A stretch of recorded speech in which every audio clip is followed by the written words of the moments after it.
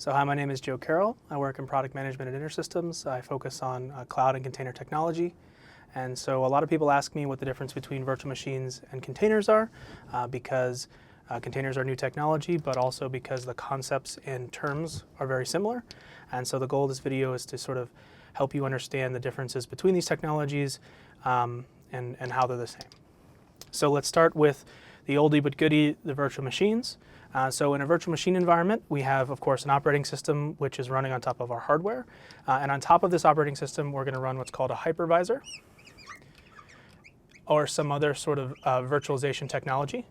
And what this will do is allow us to emulate full operating systems on top of our host operating system. So we'll have a guest operating system up here and the host down here running the hypervisor.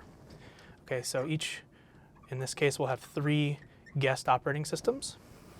Okay, and then on each one of these operating systems, of course, we'll have a runtime environment for our application.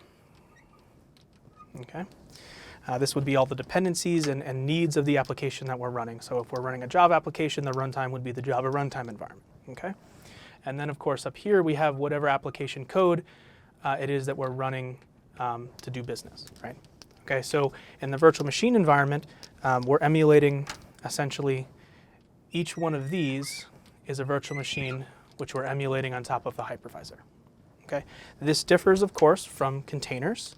In containers, we don't have a hypervisor. Instead, we have a container runtime engine. And so the most common one that you see is Docker. Okay, but it could be Kubernetes, it could be Red Hat OpenShift, or something else that's able to orchestrate and run these containers. Okay, and with each of them, of course, we have a runtime again, and an application that's running up here. Okay, and so when we're talking about containers, we're actually talking about one of these units here being a container.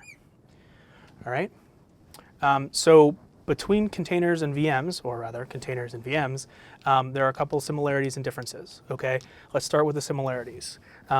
In both virtual machines and containers, we have isolation. Okay, so with each one of these VMs, they are running sort of in their own sandbox, isolated from the other VMs, and they only interact if I decide that they should interact. Okay, and the same thing goes for containers. Each one of these units will run in isolation from the other containers that are running on the system. Okay, VMs and containers also offer resource control, so I can go in and tune the amount of memory or CPU associated with each one of these VMs in the same way that I can do with containers. And finally, both containers and VMs are portable. So I can take one of these VMs, freeze it in an image, and run it anywhere a hypervisor runs. In the same way with containers, I can freeze one of these container images and run it anywhere a container runtime exists. Okay? But there are some important differences here as well. It's not just the same technology. With containers, we actually don't have a full operating system associated with them. Okay? Which means that the start and stop times of containers are going to be much smaller or much faster than those of VMs, because we don't have to prop up an entire operating system. Additionally, when we talk about images with VMs, they're including the state of the processes and the operating system as well. With containers, all we're talking about is basically the application, and so the file size is much smaller, they're much easier to move around. Okay, so now let's zoom in on an individual VM and an individual container to talk a little bit about some of the implications of how they're implemented and how that affects what you do in your applications. Okay, so just to go through it as a reminder, with a VM we have a host operating system which is running a hypervisor or other virtualization technology, and on top of that we'll actually have the VM, which is a guest operating system, a runtime environment, and the application that you're running. Okay? In a container, we don't have this operating system emulation. Instead, we run directly on the host machine. Okay, so we have our app and runtime, which are running in isolation directly on the host. Okay, so for this example, let's just assume that in our virtualization environment, our hypervisor and host OS are running on something like Red Hat Linux. Okay, so a particular flavor of Linux. And then our operating system that we're emulating and the virtual machine will be let's say Ubuntu. Okay. In our container, we can do the same thing. Our host operating system can be Red Hat. And our container image can be running a flavor of Ubuntu. And I say a flavor of Ubuntu here because it's not going to be a full operating system. It's just going to be sort of the binaries and the things that make that flavor of Linux look and feel like Ubuntu. Okay? So we'll talk about that in a second.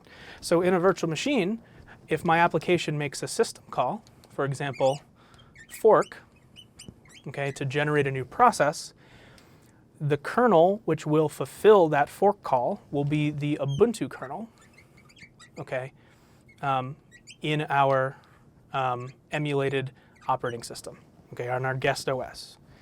With containers, it's different. So when I run the fork call in my containerized application, that won't be fulfilled by the Ubuntu kernel because there is no full Ubuntu kernel in my container. Instead, it will be fulfilled by the Red Hat kernel on my host operating system.